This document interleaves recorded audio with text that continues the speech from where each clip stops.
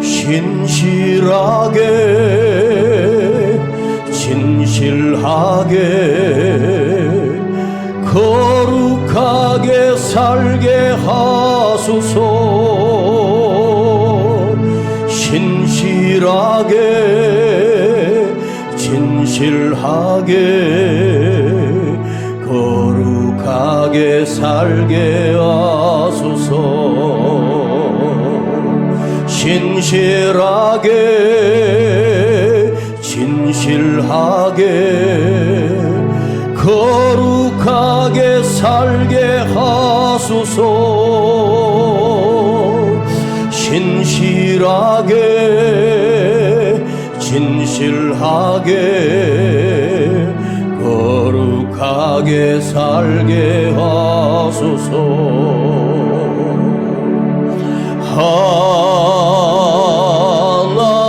하나님 나의 마음 만져주소서.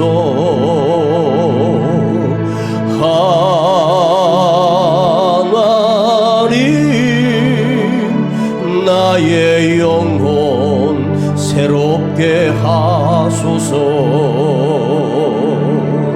신실하게 진실하게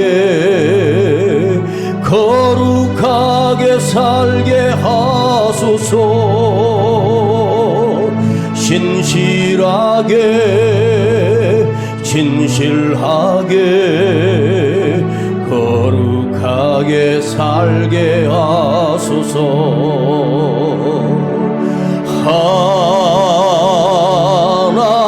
하나님 나의 기도 들어주소서.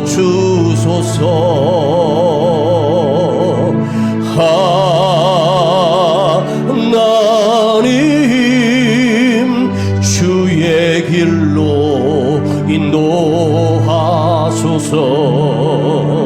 하나님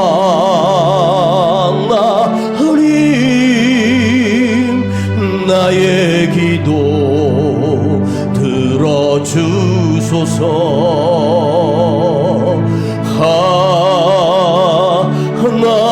하나님 주의 길로 인도하소서. 한 번 더. 하나님 하나님 나의 기도 들어주소서. 하나님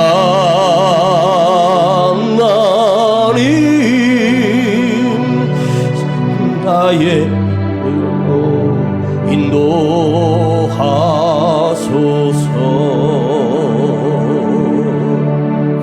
기도하겠습니다. 아버지 하나님, 오늘도 수요일 밤 주님 앞에 나와 예배 드리게 하심을 감사드리며, 오늘 하나님 말씀을 묵상할 때 이 안에 담겨진 주님의 거룩하심과 주님이 친히 우리에게 보여주시는 진리의 말씀을 깨닫도록 우리의 마음을 열어주시고, 주의 말씀이 우리 가슴에 새겨지게 하시고 우리의 삶으로 드러나도록 주님 역사하여 주시옵소서.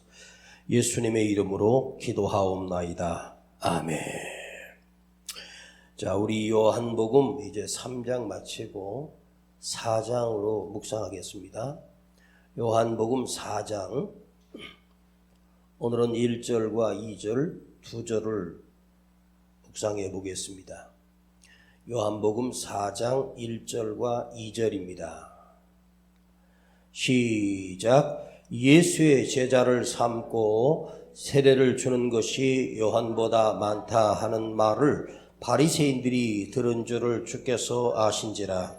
예수께서 친히 세례를 주신 것이 아니요 제자들이 준 것이라. 2절은 가로를 해놨습니다. 예수님의 제자였던 사도 요한이 이것을 가로치기 해서 특별히 부각을 시킨 거죠. 이걸 우리가 한번 생각해 보려고 해요. 단순하지만 역사적으로 중요한 의미를 가지고 있습니다. 우리가 하나님의 말씀을 들을 때 제가 가장 많이 강조하는 것이 한 가지가 있습니다. 이 말씀을 내 가슴에, 마음속에 새기라. 그것이 진짜 믿음이다. 마음에 하나님의 말씀을 새기는 것은 믿음의 사람이 당연히 하나님의 말씀을 듣고 내 가슴에, 심령 안에 새기는 것은 당연한 의무요 책임입니다. 그러나 그 말씀은 내 안에서, 내 마음 안에서만 가두는 것을 의미하는 것이 아닙니다. 내가 알게 되고 깨닫게 되었다 해서 그것이 완성된 것이 아니라 그 말씀을 내가 알고 듣고 깨닫고 나서 더 중요한 단계가 그 말씀을 내 삶으로, 생활로, 입에서 나오는 언어로 내 삶으로 적용되고 드러날 때만 진정으로 그 말씀을 가슴판에 새겼다고 할 수 있는 거예요. 아무리 수없이 하나님의 말씀을 들어도 그 삶을 통해서 아무런 변화가 없다면, 그 삶으로 그것이 드러나지 않다면 그것은 우리 안에 하나님의 말씀이 전혀 새겨진 것이 아니라는 말입니다.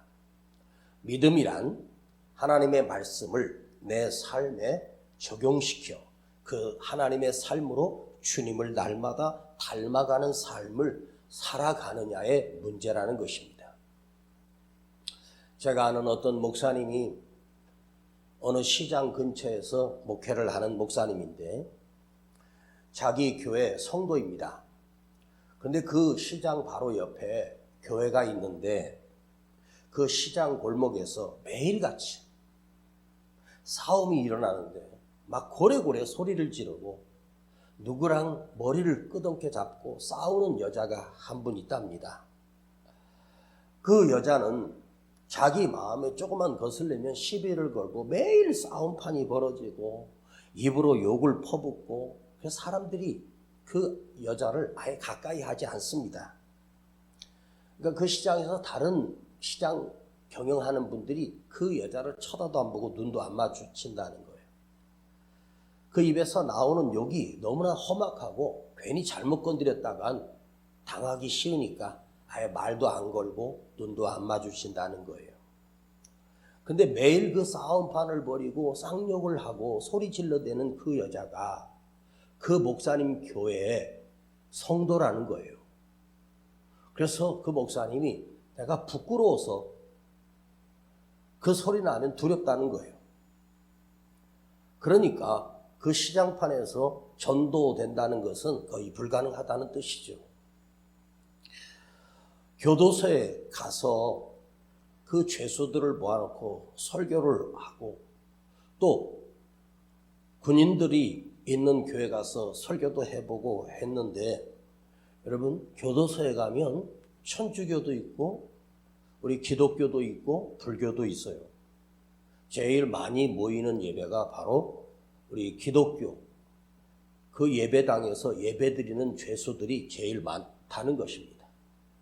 그런데 거기에 교도소에 범죄를 저지르고 들어온 사람들이 그 주일날 예배를 드리는 그 사람들이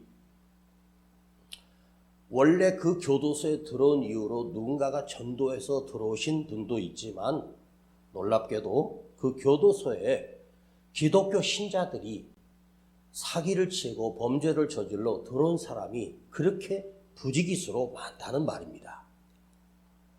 그러니까 우리 모두가 자기 속에 가지고 있는 마음, 생각, 사람마다 다 기질이 다 다를 수 있겠죠. 그래서 우리는 타고난 죄인이고 우리는 형벌을 받을 수밖에 없는 죄인입니다. 어려운 자는 이 세상에 단 한 사람도 없습니다.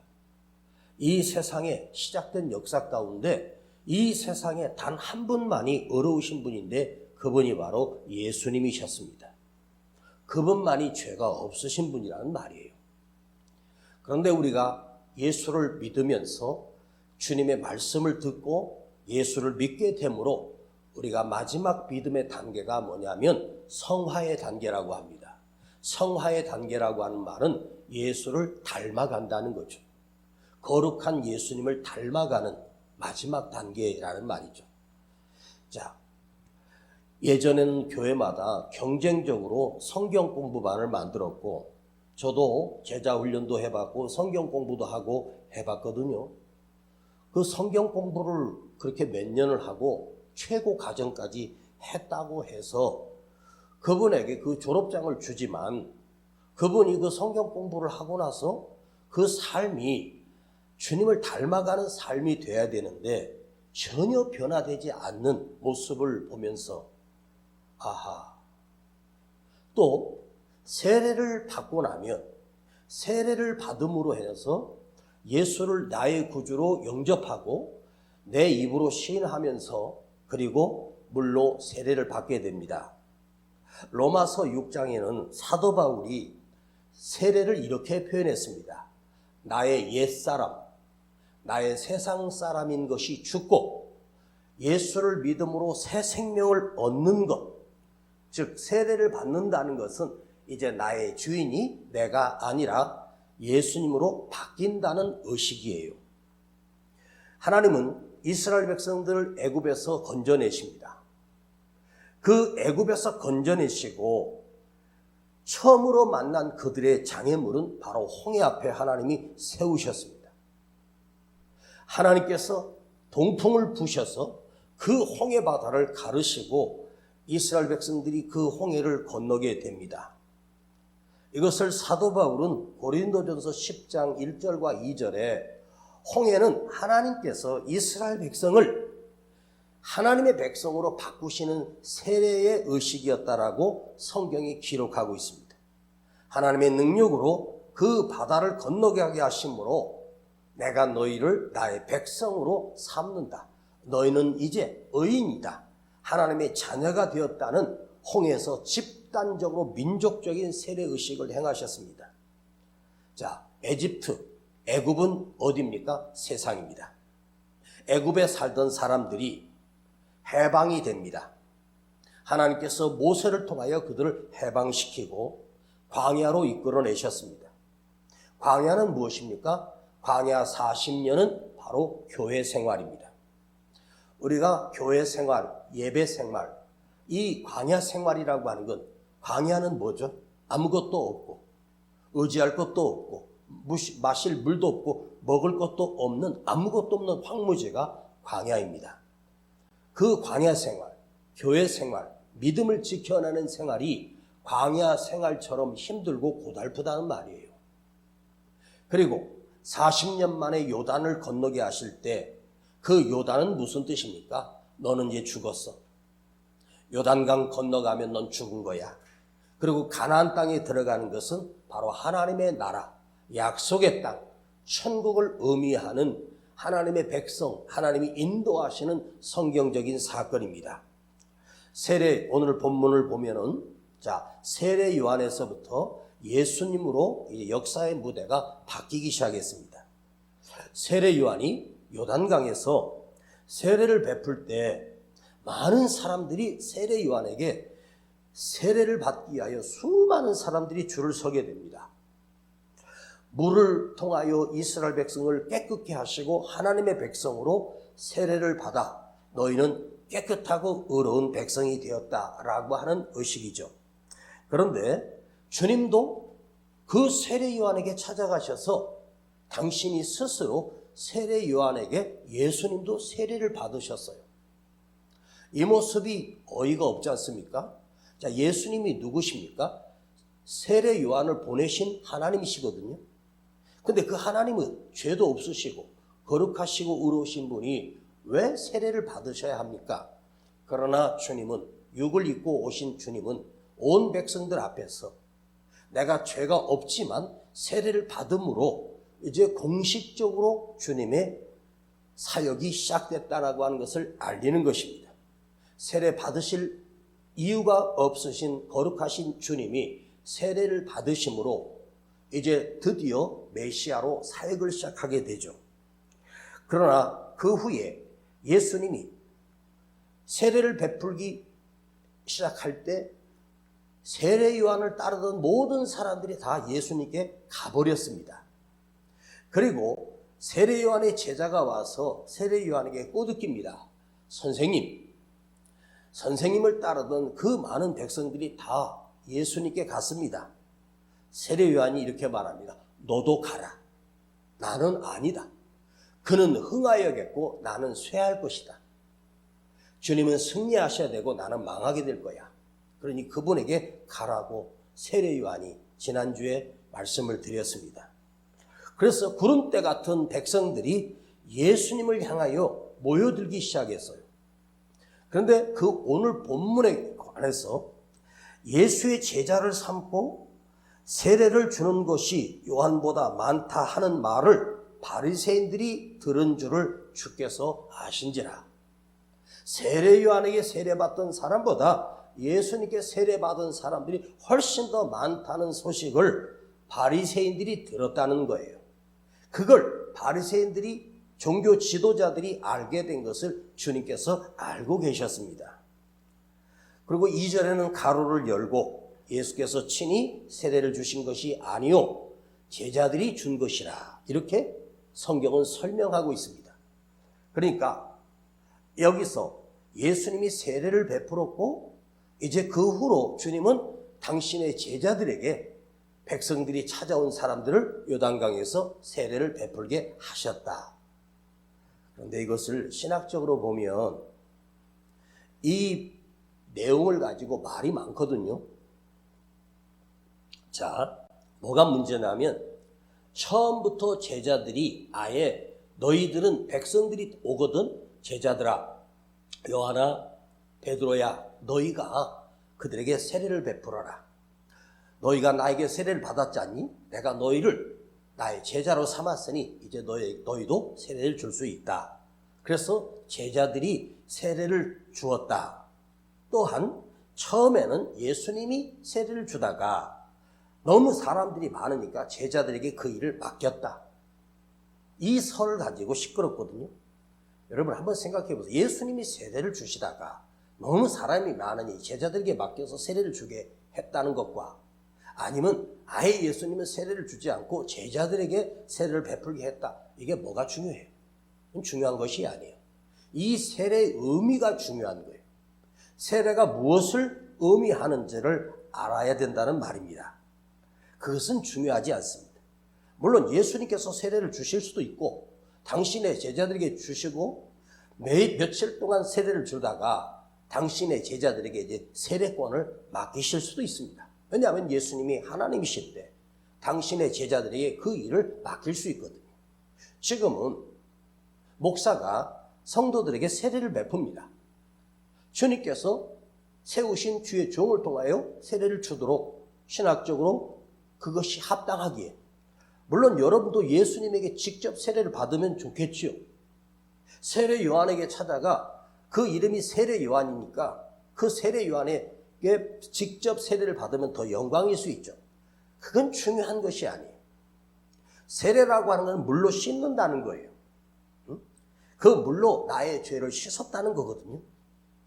자, 세례 요한을 따르던 제자들이 주님께 간 것은 주님이 하나님의 아들이시며 그리스도시요 메시아이기 때문에 그들이 예수님께 갔을까?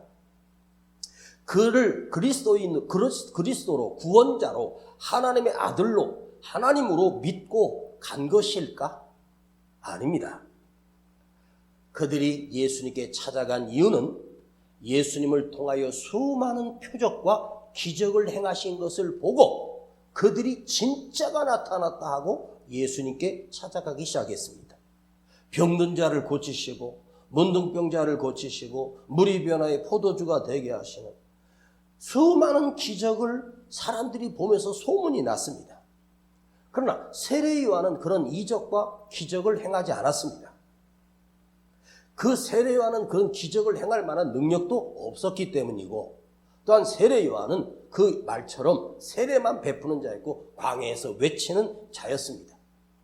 예수님이 오심으로 사람이 할 수 없는 이적을 기적이라고 하는 말은 사람이 할 수 없는 것을 하게 하는 것을 기적이라고 말합니다. 이적도 마찬가지입니다. 표적이라고 하는 것은 당신의 하나님의 아들인 것을 그 표식을 통해서 보여주는 것이 표적이거든요. 세례보다 더 큰 것이 그 백성들에게는 세례받는 것은 그렇게 중요한 것이 아니라 예수님이 기적을 행하신다는 거예요. 기적을 보기 위해서 그들이 주님께 다 몰려가기 시작합니다. 여러분, 지금 우리가 대선을 치르고 있는데 이 갑자기 대통령이 탄핵을 당하고 대선을 치르게 됩니다. 이제 후보들이 나와서 공약을 하는 걸 보면 그 공약의 내용을 쭉 읽어보면 저는 어떤 의심이 드냐면 저 사람이 진짜 이 공약을 할 수 있을까? 그런 능력이 있을까? 대한민국을 새롭게 한다고 하고 대한민국을 변화시킨다고 하고 죽은 경제를 다시 살린다고 하고 대한민국을 개혁시키겠다고 합니다. 여러분, 대통령이 무슨 능력으로 이 경제를 살릴 수 있으며 무슨 능력으로 이 범죄가 득실득실한 이 나라를 새롭게 바꿀 수 있으며 개혁을 할 수 있겠습니까? 어떻게 경제를 살리고 개혁을 가능하게 합니까? 대한민국의 어떤 지도자도 대한민국을 개혁한 지도자는 단 한 명도 없어요. 사람은 절대로 바꿀 수가 없어요. 세상을 어떻게 바꿔요? 이 세상을 바꾸실 분은 하나님밖에 없습니다. 하나님이 세우시고 폐하시는 것이지 사람이 바꿀 수 있는 게 아니에요. 막강한 권력을 가진 황제도 절대로 군사력은 기를 수 있어도 땅은 정복할 수 있어도 세상을 바꿀 수 있는 능력이 그들에게는 없습니다. 또한 예전부터 교회도 수없이 개혁을 해야 된다, 갱신해야 된다, 변화돼야 된다고 하면서 마르틴 루터가 로마의 가톨릭 교회가 세워진 그 교회에서 그 성을 지을 때 죽은 내 부모님을 천국으로 보내기 위해서 그 성당을 짓기 위해서 헌금을 모았습니다. 이걸 본 마르틴 루터가 박차고 일어나서 이건 가짜다. 그리고 세워진 것이 지금의 교회입니다. 그래서 교회가 새롭게 개혁됐다. 여러분, 마르틴 루터가 개혁한 게 아닙니다. 하나님이 그리하신 거예요. 주님이 오셔서 이 세상을 개혁하지 않으셨습니다. 그 이스라엘 백성이 로마에 짓밟히고 있어도 로마에게서 주님이 해방시켜 주지도 않았습니다. 주님은 정치가를 만나서 당신이 그 이스라엘 땅의 황제 자리에도 오르지 않았습니다. 만왕의 왕 되신 주님이 그 손바닥만한 이스라엘 땅의 황제 자리가 탐나서도 아니고 그 자리에 오를 욕심도 마음도 전혀 없는 분입니다. 주님은 이 땅에 오셔서 하신 것이 뭐예요? 가난하고 병들고 문둥병자를 그리고 가장 낮은 말구에 오셔서 그 낮은 곳에서 주님이 그 불쌍한 죄인들과 병든 자들을 찾아가시고, 여러분 6월절이 이스라엘의 절기 중에 가장 큰 절기인데 주님은 그 미문에 있는 그곳으로 들어가셔. 양문으로 들어가셔. 그리고 그곳에 베데스다 연못에 38년 동안 누워있던 그 사람을 찾아가셔서 네 자리를 들고 걸어가라. 그리고 38년 동안 누워있는 자는 송장이나 마찬가지인데 그가 벌떡 일어나 걸어가게 되죠. 여러분, 문둥병자가 주님 앞에서 엎드려 주님이 원하시면 나를 깨끗게 하실 수 있나이다. 주님께서 그를 어루만져 주십니다. 먼저 어루만져 주시며 이렇게 말씀하십니다. 내가 원하노니 너는 깨끗함을 받으라. 그 순간 그 문둥병자가 깨끗함을 받게 되죠. 여러분, 주님은 죄인들과 함께 하시고 병든 자들과 함께 하시고 가난한 자들과 함께 하신 분이 예수님입니다. 그리고 하나님의 말씀을 전하셨고 그 손길을 통해서 고침받은 자에게 주님은 공동적으로 하신 말씀이 있어요. 내가 너를 고쳤다는 하는 말을 하지 말라. 절대 비밀 유지해다오. 내가 너를 고쳤다고, 내가 너를 일어나게 했다고 제발 다른 사람에게 말하지 말라. 그걸 숨기셨습니다.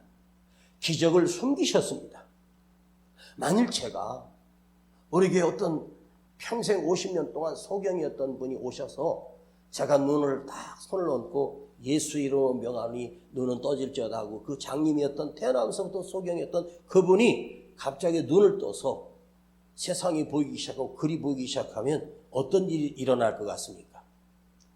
저는 이 사건을 신문에 기자들을 불러서 제가 인터뷰도 하고 멀리 알려서 너희들도 고침받고 싶어든 다 우리 교회 모이라 그렇게 자랑하고 싶지 않겠습니까? 제가요 그러고 싶을 때 얼마나 많아요. 제가 한마디만 하면 그 사람이 죽고 제가 한마디만 하면 죽었던 사람이 살아나면 얼마나 좋겠습니까? 그런데 왜 주님은 우리에게 그런 능력을 안 주시고 주님은 우리에게 당신만이 그 능력을 가지시고 그러나 주님이 예수 이름의 능력을 주셔서 때로는 예수 이름으로 병든 자가 일어나기도 하고 고침받기도 하는 일도 수없이 저도 경험했습니다. 제가 개척을 하면서 처음 하나님 앞에 받았던 은사가 신의 은사였거든요. 그런데 시간이 지나면서 그건 아무것도 아닌 거예요.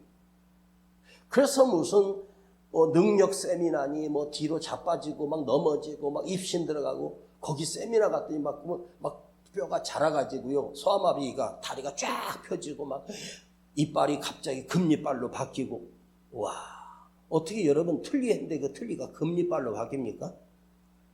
진짜로 금리빨로 바뀌었답니다. 제가 사실을 확인시켜 드립니다. 그런 일은 없습니다. 여러분 다른 이로 했던 그 임플란트가 금리로 갑자기 바뀌는 경우는 없습니다. 하나님이 그런 일을 뭐하러 하시겠습니까? 에? 진짜라는 거예요. 내가 진짜 그분을 만나서 뵀더니 보니까 무슨 금색이야.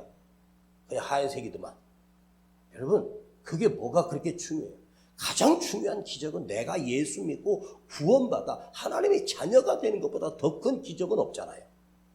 에? 주님은 그걸 말하지 말라고 숨기셨어요.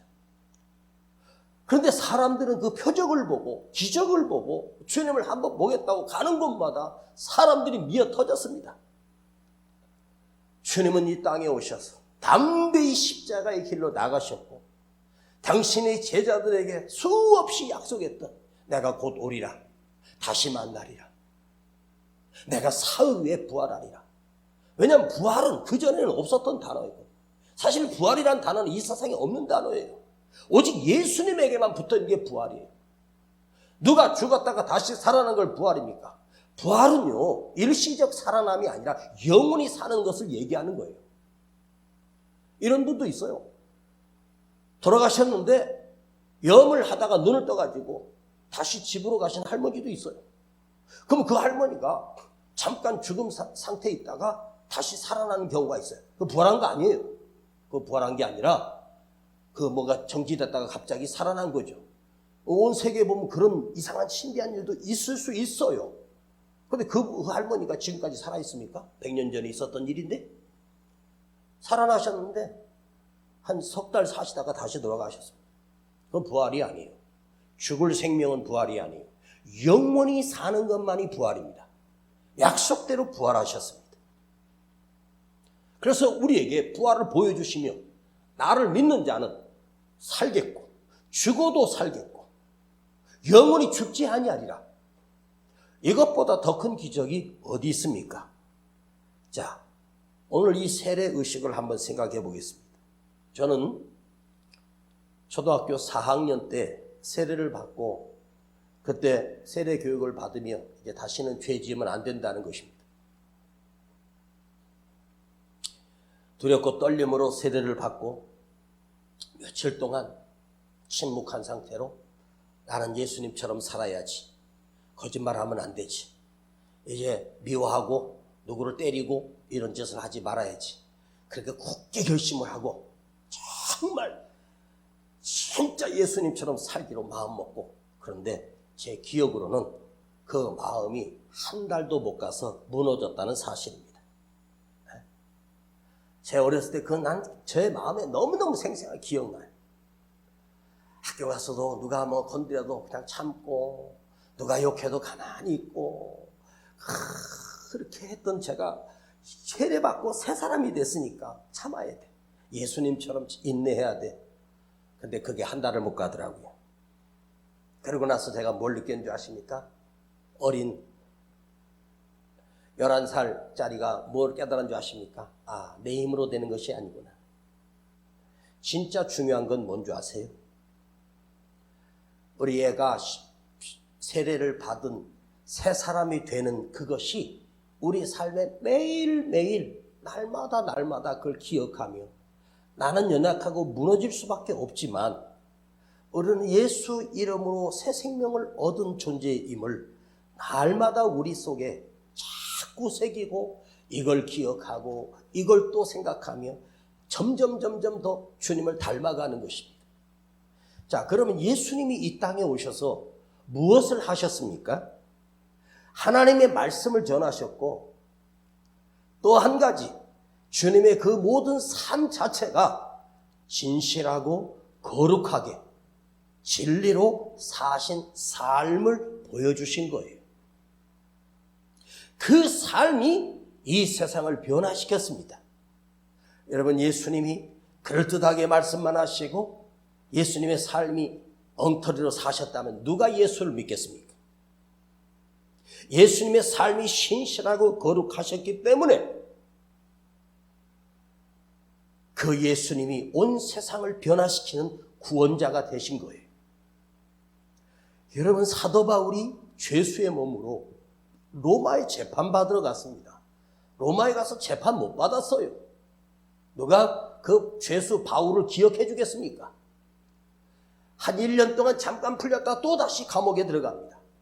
그리고 그 감옥에서 결국은 목베임을 당해서 그는 죽습니다.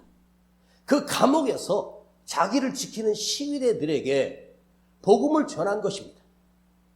그 복음을 들었던 시위대 그 장수들이 자기 가족이 구원받게 되는, 그러면서 작은 변화가 그 황제를 시위하는 시위대 안에 그리스도인들이 생기기 시작했습니다. 그리고 사도 바울은 죽었습니다. 그런데 그 후에 로마가 타락하며 로마가 망해갈 때 망하지 않는 집단들이 있었는데 크리스찬들이었습니다. 로마 황제가 이 로마는 앞으로 하나님의 백성이요 기독교 국가임을 황제가 선포하고 로마가 기독교 국가가 되므로 온 세상에 복음이 전해지기 시작했습니다. 국회의원이 가지고 있는 권력은 막강합니다. 대통령의 권력도 막강합니다. 그런데 나는 우리나라의 국회의원들이, 우리나라의 정치 지도자들이 제발 좀 아무것도 안 했으면 좋겠어. 가만히 있었으면 좋겠어. 자기가 무슨 능력으로 경제를 살려요? 경제는 기업가들이 살려야죠. 외교 정도만 하는 거예요. 매일 뉴스가 나오고 매일 쌈질이고 이런 나라. 어떨 때는요, 국회의원들 싸우는 그걸 보고 있으면 저는 이렇게 기도할 때 있어요. 하나님, 저것들 비행기 한 대 다 태워가지고 그냥 어디에다가 팍 추락시하고 싹 다 그냥 정리 한번 해주세요. 이 대한민국에 저런 국회의원들이 뭐가 필요합니까? 정말로 나라와 조국과 민족을 위해서 뒤에서 기도하는 성도들과 정직하게 세금을 내고 정직하게 준법을 준수하며 사는 백성들이 얼마나 많습니까? 이번 대통령 후보들 중에서 전과가 없는 후보가 없대요. 와, 무슨 전과가 그렇게 많습니까? 전과자가 무슨 대통령, 누가 그 말을 믿고 신뢰하겠어요? 아무도 안 믿는 거예요. 우리는요, 가장 중요한 게 뭐냐면 그 삶으로 보여주는 것보다 더 중요한 게 없어요. 사도 바울은 로마를 어떻게 개혁하거나 변화시키지 않았어요. 감옥에서 조용히 죽었어요. 근데 그가 주님을 위하여 끝까지 복종하고 신실하게 거기서 목이 베임을 당해서 죽을 때까지 그 삶으로 그 감옥에서 보여준 삶이 몇 명의 시위대들이 복음을 듣고 그것이 전파되기 시작한 거예요. 누구에게 예수를 믿으라고 100번을 말해서가 아니라 예수를 믿는 삶을 우리 삶으로 보여줄 때 그 사람도 나의 삶을 보고 예수를 믿게 되는 변화가 일어나는 거죠. 복음서가 왜 능력인 줄 아십니까? 여기 말씀이 대단하기 때문이 아니라 예수님이 이 말씀대로 사셨기 때문에 이것이 우리를 변화시키는 능력이 있는 거예요. 하나님이 의로우시고 공의로우시며 하나님이 진리의 하나님이시기 때문에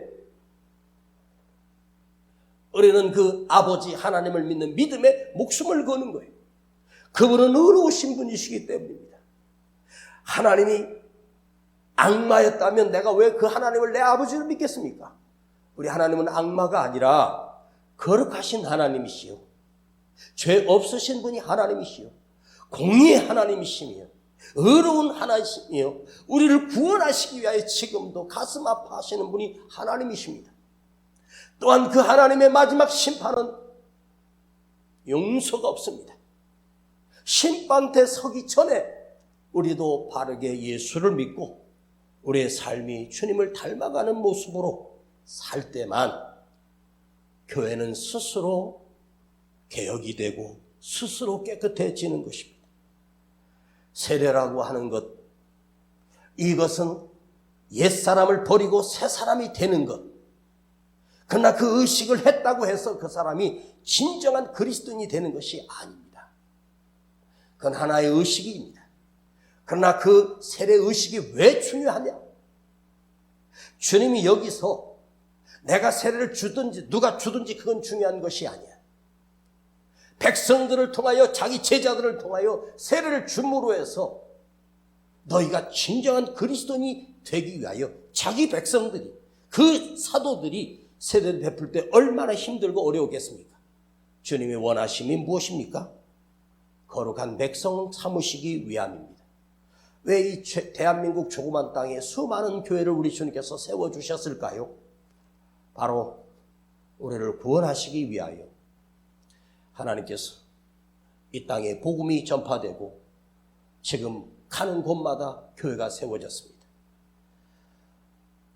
오늘 우리가 한 사람 한 사람이, 저도 마찬가지고 우리 모두가 삶으로 변화되는 신실한 그리스도인이 되기를 간절히 주님의 이름으로 부탁을 드리고 그 말씀을 가슴에 새기고 점점 예수님을 닮아가는 진정한 그리스도인이 우리 모두가 되십시다. 기도하겠습니다. 아버지 하나님, 우리는 죄인입니다. 너무나도 부족하고 연약한 죄인입니다.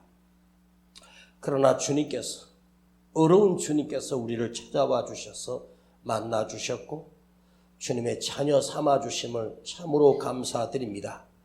우리는 매일 넘어지고 매일 무너집니다.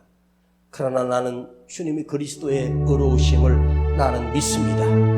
그 주님의 의가 오늘 우리 안에 덮게 하시고 나를 사로잡게 하시고 내 삶이 변화되게 하시고 조금씩 주님을 닮아가는, 주님의 의를 닮아가는 그 삶으로 살게 하여 주시옵소서. 우리 주 예수 그리스도 이름으로 간절히 기도하옵나이다. 아멘. 신실하게 진실하게 거룩하게 살게 하소서. 신실하게 진실하게 거룩하게 살게 하소서. 한 번 더.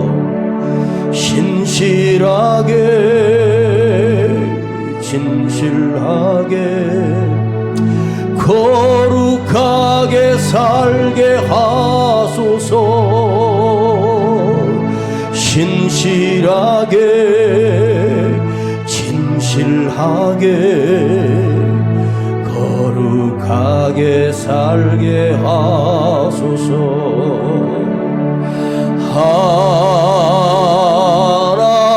하나님, 나의 마음 만져주소서. 하나님,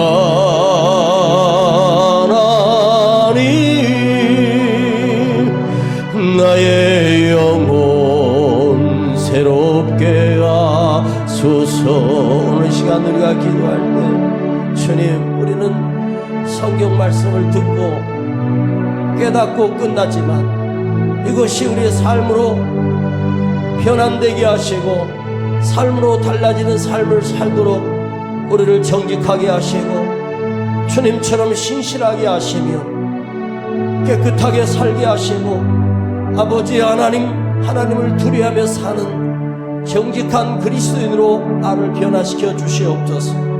우리 안에 성령님께서 이것으로 내 삶을 고쳐가게 하시고 내 입에서 나오는 말이 달라지고 삶의 모습이 달라지는 신실함이 묻어나게 하옵소서. 주님을 닮은 자가 되게 하여 주시옵소서. 주여 부르고 기도합니다. 주여